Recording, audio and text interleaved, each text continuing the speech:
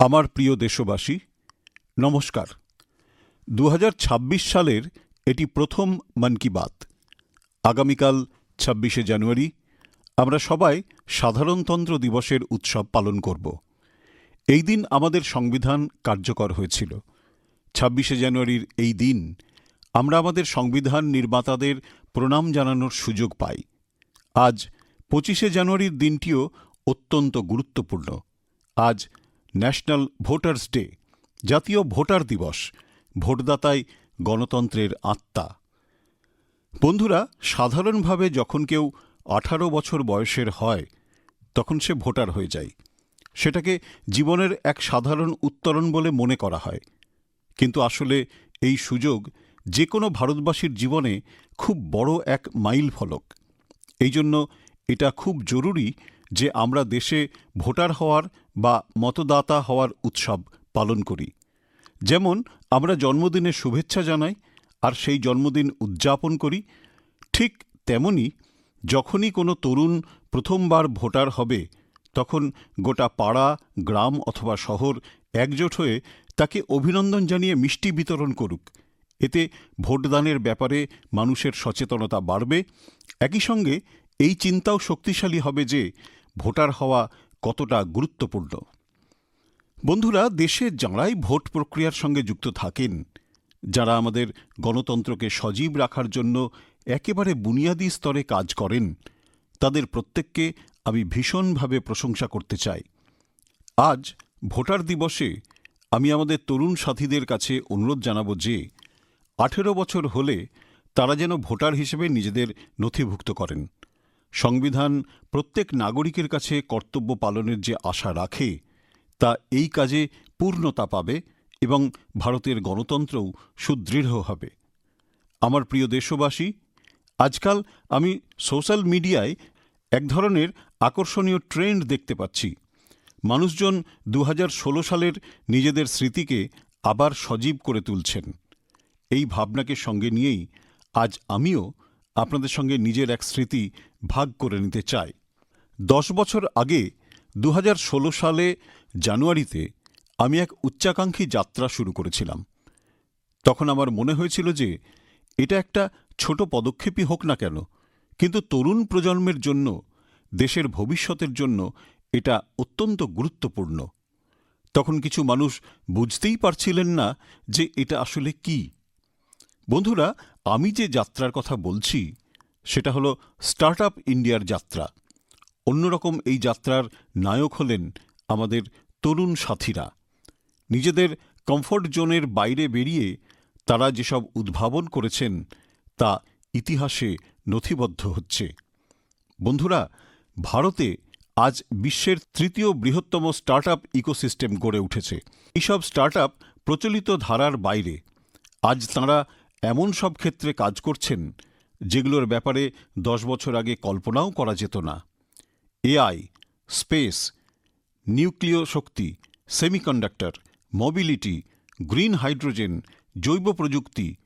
আপনি নাম করুন আর দেখবেন কোনো না কোনো ভারতীয় স্টার্ট আপ সেই ক্ষেত্রে কাজ করছে। আমি আমাদের সেই সব তরুণ বন্ধুদের স্যালিউট জানাই যাঁরা কোনো না কোনো স্টার্ট আপে যুক্ত হয়েছেন অথবা স্টার্ট আপ শুরু করতে চাইছেন। বন্ধুরা, আজ মন কি বাত অনুষ্ঠানের মাধ্যমে আমি দেশবাসীর, বিশেষ করে শিল্প এবং স্টার্ট আপের সঙ্গে যুক্ত যুবাদের কাছে একটা অনুরোধ করতে চাই। ভারতের অর্থনীতি খুব দ্রুত সামনে এগিয়ে চলেছে। সমগ্র বিশ্ব এখন ভারতের দিকে তাকিয়ে। এই মুহূর্তে আমাদের সকলের উপরেই একটা বড় দায়িত্ব আছে। সেই দায়িত্বটা হলো গুণগত মানের ওপর জোর দেওয়া। হয়ে থাকে, চলছে, চলে যাবে এসব বলার যুগ চলে গেছে। আসুন এবছর আমরা পূর্ণ শক্তির সঙ্গে গুণমানকে যেন অগ্রাধিকার দিই। আমাদের সকলের একটাই বীজমন্ত্র হোক, কোয়ালিটি, কোয়ালিটি এবং শুধুই কোয়ালিটি। গতকালের থেকে আজ হোক আরও বেশি উন্নত মানের। আমরা যা কিছু উৎপাদন করছি তার মান উন্নত করার সংকল্প নিতে হবে। সে বস্ত্রশিল্প হোক, প্রযুক্তি হোক, ইলেকট্রনিক্স হোক কিংবা প্যাকেজিং, ভারতীয় পণ্য মানেই টপ কোয়ালিটি। আসুন উৎকর্ষকে আমরা মানদণ্ড করে তুলি। আমরা অঙ্গীকার করি কোয়ালিটিতে না কোনো ঘাটতি থাকবে, না কোয়ালিটি নিয়ে কোনো আপোষ হবে। আর আমি তো লালকেল্লা থেকে বলেছিলাম, zero defect, zero effect.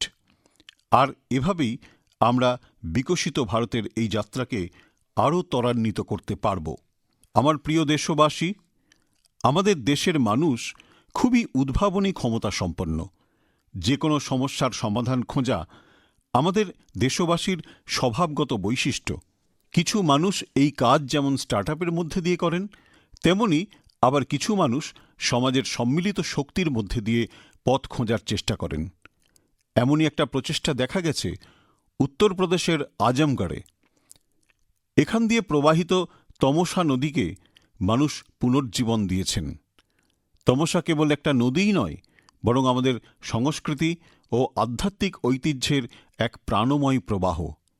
Ayodhya থেকে নির্গত হয়ে গঙ্গায় মিশে যাওয়া এই নদী একসময় এ অঞ্চলের মানুষজনের দিনযাপনের কেন্দ্রবিন্দু হয়ে উঠেছিল। কিন্তু দূষণের কারণে এর অবিরল ধারা বাধাপ্রাপ্ত হচ্ছিল।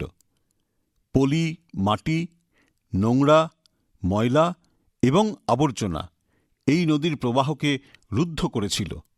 এরপর এখানকার মানুষজন এর নতুন করে প্রাণ সঞ্চারের উদ্দেশ্যে অভিযান শুরু করেন। নদী সংস্কার করা হয়, আর তার তীরে ছায়াদানকারী ফলদায়ক গাছ লাগানো হয়।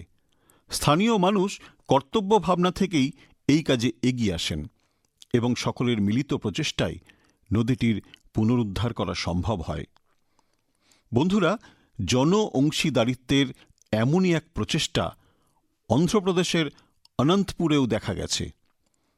এটি এমন এক এলাকা যা খরার মতো অত্যন্ত কঠিন সমস্যার সঙ্গে লড়াই করে চলেছে। এখানকার মাটি লাল এবং বালিযুক্ত। এর ফলে লোকেদের জলের সমস্যার সম্মুখীন হতে হয়। এখানকার অনেক এলাকায় বহুদিন ধরে বৃষ্টি হয় না। অনেক সময় তো লোকেরা অনন্তপুরের তুলনা মরুভূমির মতো শুষ্ক অঞ্চলের পরিস্থিতির সঙ্গেও করে থাকে। বন্ধুরা, এই সমস্যার সমাধানে স্থানীয় লোকেরা জলাশয়গুলি পরিষ্কার করার সিদ্ধান্ত নিয়েছিলেন। প্রশাসনিক সহযোগিতায় এখানে অনন্ত নীরু সংরক্ষণম প্রজেক্ট শুরু করা হয়েছে। এই প্রচেষ্টার ফলে 10টিরও বেশি জলাশয় পুনর্জীবিত করা হয়েছে এবং ওই জলাশয়গুলি এখন জলে পূর্ণ হতে শুরু করেছে। এছাড়াও 7,000-এরও বেশি বৃক্ষরোপণ করা হয়েছে। অর্থাৎ অনন্তপুরে জল সংরক্ষণের সঙ্গে সঙ্গে গ্রিন কভারও বৃদ্ধি পেয়েছে।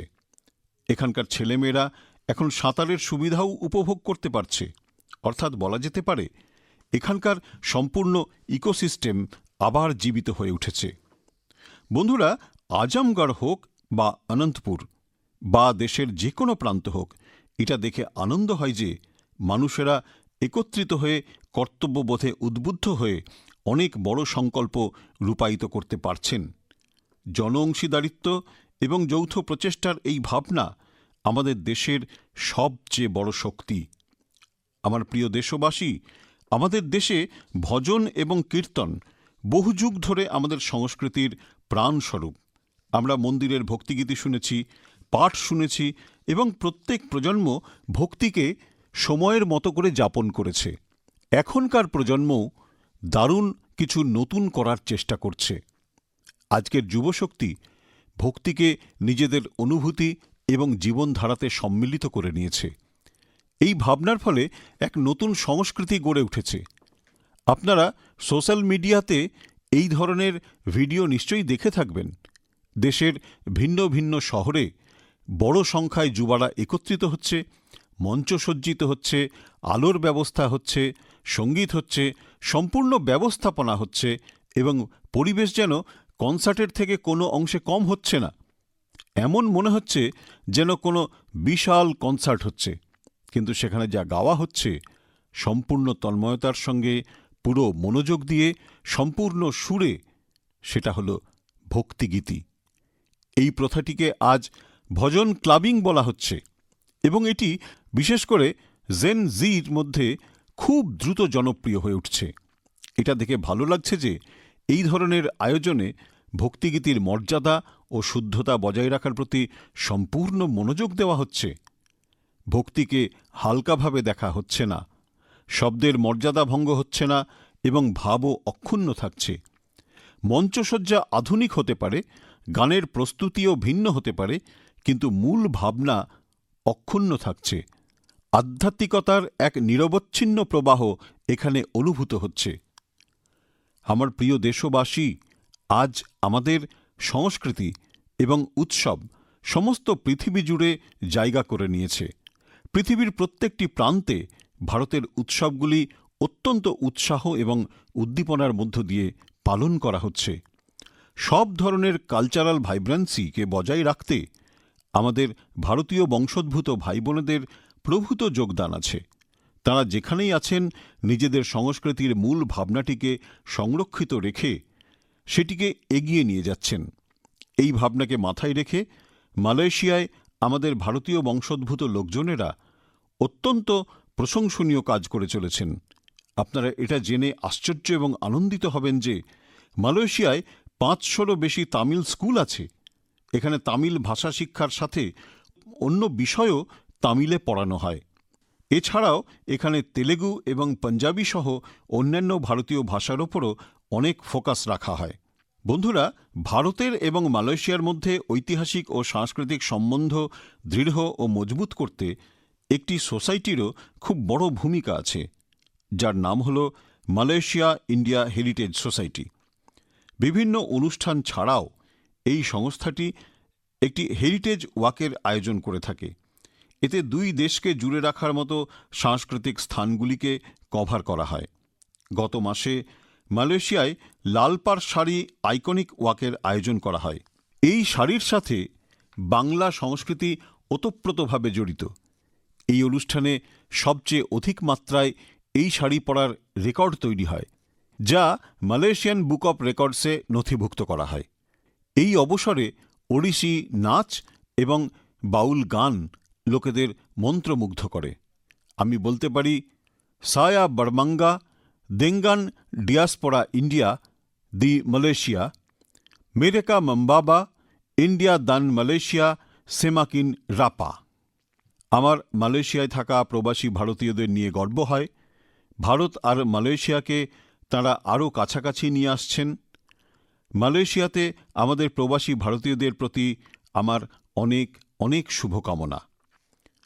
আমার প্রিয় দেশবাসী, আমরা ভারতের যে প্রান্তেই যাই না কেন, কিছু না কিছু অসাধারণ অভূতপূর্ব ঘটনা অবশ্যই চোখে পড়ে। মিডিয়ার চাকচিক্যের মধ্যে তারা কখনো কখনো জায়গা পায় না, কিন্তু এ থেকে বোঝা যায় আমাদের সমাজের আসল শক্তি কী। এ থেকে আমরা আমাদের মূল্যবোধের সেই চিহ্ন দেখতে পাই, যার মধ্যে সবার ওপরে রয়েছে একতার ভাবনা। গুজরাটের বেচরাজির চন্দনকি গ্রামের পরম্পরা এমনই অনন্য। এখন আমি যদি বলি যে এখানকার লোকেরা, বিশেষত বয়স্ক মানুষরা, নিজেদের বাড়িতে খাবার তৈরি করেন না, তাহলে আপনারা হতবাক হয়ে যাবেন। এর কারণ হল গ্রামের চমৎকার কমিউনিটি কিচেন। এই কমিউনিটি কিচেনে একসঙ্গে গোটা গ্রামের সকলের খাবার তৈরি হয় আর লোকজন একসঙ্গে বসে খাবার খান। গত 15 বছর ধরে এই পরম্পরা একভাবে চলে আসছে। শুধু তাই নয়, যদি কোনো ব্যক্তি অসুস্থ হন, তার জন্যে টিফিন সার্ভিসও চালু করা হয়, অর্থাৎ হোম ডেলিভারির পুরো ব্যবস্থা করা হয়। গ্রামের এই সকলের একসঙ্গে খাওয়া দাওয়া মানুষকে আনন্দে ভরিয়ে তোলে। এই উদ্যোগ শুধু মানুষকে ঐক্যবদ্ধই করে না, এতে সামগ্রিক পরিবারের ভাবনায় উৎসাহ মেলে। বন্ধুরা, ভারতের পরিবার ব্যবস্থা, ফ্যামিলি সিস্টেম, আমাদের ঐতিহ্যের এক অভিন্ন অংশ। বিশ্বের অনেক দেশেই এই ব্যাপারটি নিয়ে কৌতূহল প্রকাশ করা হয়। অনেক দেশেই এই ফ্যামিলি সিস্টেম ব্যাপারটা অত্যন্ত সম্মানের চোখে দেখা হয়। কিছুদিন আগেই আমার ভাই ইউএইর মহামান্য রাষ্ট্রপতি শেখ মোহাম্মদ বিন জায়েদ আল নাহয়ান ভারতে এসেছিলেন। উনি আমাকে বলেছিলেন যে ইউএইতে 2026 সালকে ইয়ার অফ ফ্যামিলি হিসেবে পালন করা হচ্ছে। এর উদ্দেশ্য হল ওখানকার লোকজনের মধ্যে সৌহার্দ্য ও একতার ভাবনা আরও মজবুত করা। এটি সত্যিই অতি প্রশংসনীয় একটি উদ্যোগ। বন্ধুরা, যখন পরিবার আর সমাজের শক্তি একযোগে মিলিত হয়, আমরা তখন আমাদের সামনের অনেক বড় বড় চ্যালেঞ্জের মোকাবিলা করতে পারি। আমি অনন্তনাগের শেখ গুন্ড গ্রাম সম্পর্কে জানতে পেরেছি। এখানে ড্রাগস, তামাক, সিগারেট আর মদের নেশা অত্যন্ত বেড়ে গেছিল। এইসব দেখে গ্রামের মীর জাফরজি অত্যন্ত অস্থির হয়ে এই সমস্যা দূর করার সিদ্ধান্ত নেন। তিনি গ্রামের নবীন এবং প্রবীণদের একত্রিত করেন। তার উদ্যোগের প্রভাব এমনই হয় যে ওখানকার দোকানগুলি তামাকজাত বস্তুর বিক্রয় বন্ধ করে দেয়। এই উদ্যোগের ফলে ড্রাগসের বিপজ্জনক প্রভাব সম্পর্কে লোক সচেতন হয়। বন্ধুরা, আমাদের দেশে এমন অনেক সংস্থা আছে যারা বছরভর নিঃস্বার্থভাবে সমাজের সেবায় লেগে আছেন। এইরকমই একটি সংস্থা আছে পশ্চিমবঙ্গের পূর্ব মেদিনীপুরের ফরিদপুরে।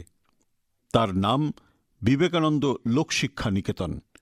এই সংস্থা গত 4 দশক ধরে শিশু ও প্রবীণদের দেখাশোনা করার দায়িত্ব পালন করে আসছেন। গুরুকুল পদ্ধতিতে শিক্ষাদান আর শিক্ষকদের প্রশিক্ষণ দেওয়ার সঙ্গে সঙ্গে সমাজ কল্যাণমূলক অনেক ভালো কাজের সঙ্গে এই সংস্থা যুক্ত আছেন। আমার প্রার্থনা, নিঃস্বার্থ সেবার এই মনোভাব দেশবাসীর মধ্যে প্রতিনিয়ত আরও শক্তিশালী হয়ে উঠুক। আমার প্রিয় দেশবাসী, মন কি বাতে আমি প্রতিনিয়ত স্বচ্ছতার কথা বলে থাকি। আমার এটা দেখে গর্ব হয় যে আমাদের যুব প্রজন্ম তাদের আশপাশের স্বচ্ছতা বিষয়ে অত্যন্ত সজাগ। অরুণাচল প্রদেশের এমনই এক অনন্য প্রচেষ্টা সম্পর্কে আমি জানতে পেরেছি। অরুণাচল সেই জায়গা যেখানে আমাদের দেশের মধ্যে সব থেকে আগে সূর্যের কিরণ পৌঁছে যায়। এখানকার মানুষ জয় হিন্দ বলে একে অপরকে অভিবাদন জানান। এখানে ইটানগরে যুব সম্প্রদায় একজোট হন সেই সব জায়গার পরিচ্ছন্নতার ব্যাপারে, যেখানে মনোযোগ দেওয়া অত্যন্ত জরুরি ছিল। এই যুবকরা আলাদা আলাদা শহরে সর্বসাধারণের ব্যবহারযোগ্য জায়গাকে পরিচ্ছন্ন রাখার ব্যাপারটি নিজেদের জীবনের উদ্দেশ্য করে নিয়েছেন। এরপর তারা ইটানগর, নাহারলাগুন, দৈমুখ, সেপ্পা, পালিন আর পাশিঘাটে অভিযান চালান। এই যুবারা এখনও পর্যন্ত প্রায় 11 লক্ষ কিলো থেকেও বেশি বর্জ্য পরিষ্কার করেছেন। ভাবুন বন্ধুরা, যুবারা একজোট হয়ে 11 লক্ষ কেজি আবর্জনা পরিষ্কার করেছেন। বন্ধুরা, আর এক উদাহরণ অসমের নগাঁওতে পুরনো গলিগুলির সঙ্গে সেখানকার মানুষের আবেগ জুড়ে আছে। এখানকার কিছু মানুষ একযোগে নিজেদের রাস্তা পরিষ্কারের শপথ নেন। ধীরে ধীরে তাদের সঙ্গে আরও মানুষ যোগ দেন। এইভাবে এমন একটি দল তৈরি হয়ে যায় যারা তাদের রাস্তা থেকে সমস্ত আবর্জনা পরিষ্কার করে ফেলেন। বন্ধুরা, এমনই একটি প্রচেষ্টা বেঙ্গালুরুতেও হচ্ছে। বেঙ্গালুরুতে সোফা ওয়েস্ট এক বড় সমস্যা হয়ে উঠেছে। এজন্য কিছু পেশাদার মানুষ একজোট হয়ে নিজের নিজের পদ্ধতিতে তার সমাধান করে চলেছেন। বন্ধুরা, আজ অনেক শহরে এমন দল আছে যারা ল্যান্ডফিল ওয়েস্ট পুনর্ব্যবহারের কাজে যুক্ত আছেন। চেন্নাইতে এমনই একটি দল অত্যন্ত প্রশংসনীয় কাজ করেছেন। এইসব উদাহরণ থেকে এটাই বোঝা যায় যে স্বচ্ছতার সঙ্গে যুক্ত যে কোনো প্রচেষ্টা কতটা প্রশংসনীয়। স্বচ্ছতার ব্যাপারে আমাদের ব্যক্তিগত এবং সমবেত প্রচেষ্টা বাড়াতে হবে, তবেই আমাদের শহর আরও সুন্দর হবে। আমার প্রিয় দেশবাসী, যখন পরিবেশ সংরক্ষণের বিষয়ে কথা হয় তখন সাধারণত আমাদের মনে বড় বড় প্রকল্প, বিরাট কোনো অভিযান এবং বৃহৎ সংগঠনের কথা আসে। কিন্তু অনেক সময় পরিবর্তনের শুরুটা খুব সাধারণভাবে হয়, একজন মানুষের মাধ্যমে, একটি এলাকা থেকে। একটি পদক্ষেপই ক্রমাগত করতে থাকা ছোট ছোট প্রচেষ্টার থেকেও বড় পরিবর্তন আসে। পশ্চিমবঙ্গের কোচবিহারের অধিবাসী বিনয় দাসজির প্রচেষ্টা এক্ষেত্রে উদাহরণ। গত কয়েক বছর ধরে উনি নিজের জেলাকে সবুজে ভরিয়ে রাখার কাজটি একাই সম্পন্ন করে চলেছেন। বিনয় দাসজি প্রায় 1000 গাছ লাগিয়েছেন। অনেকবার গাছ কেনা থেকে শুরু করে তা রোপণ করা এবং তার খেয়াল রাখার সম্পূর্ণ খরচ উনি ব্যয় করেছেন। যেখানে প্রয়োজন হয়েছে সেখানে স্থানীয় মানুষ, ছাত্রছাত্রী এবং পৌরসভার সঙ্গে মিলে কাজ করেছেন।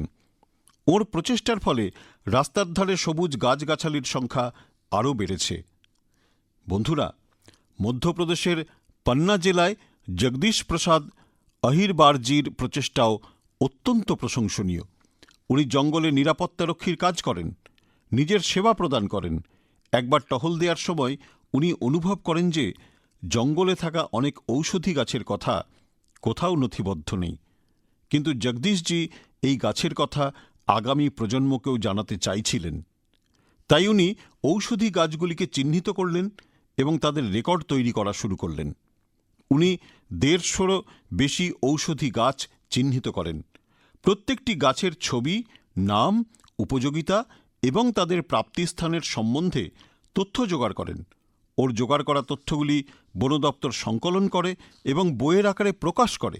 এই বইয়ের তথ্য এখন গবেষক, ছাত্র এবং বন বিভাগের আধিকারিকদের খুব কাজে লাগছে।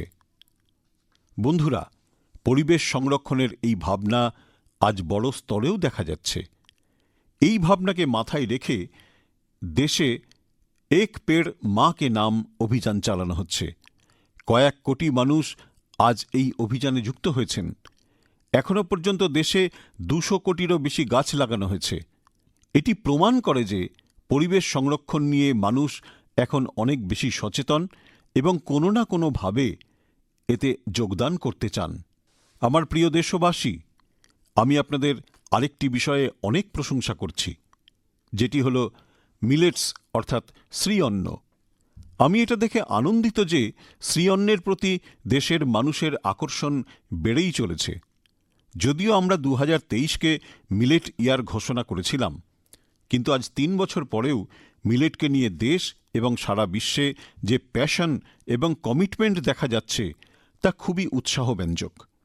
বন্ধুরা, তামিলনাড়ুর কল্লকুরিচি জেলার মহিলা কৃষকদের একটি দল প্রেরণার উৎস হয়ে উঠেছেন।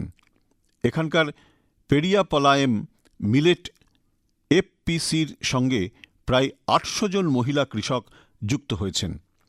মিলেটের ক্রমবর্ধমান জনপ্রিয়তা দেখে এই মহিলারা মিলেট প্রসেসিং ইউনিট বসিয়েছেন এবং ওরা মিলেট থেকে তৈরি বিভিন্ন পণ্য সরাসরি বাজারে পৌঁছে দিচ্ছেন।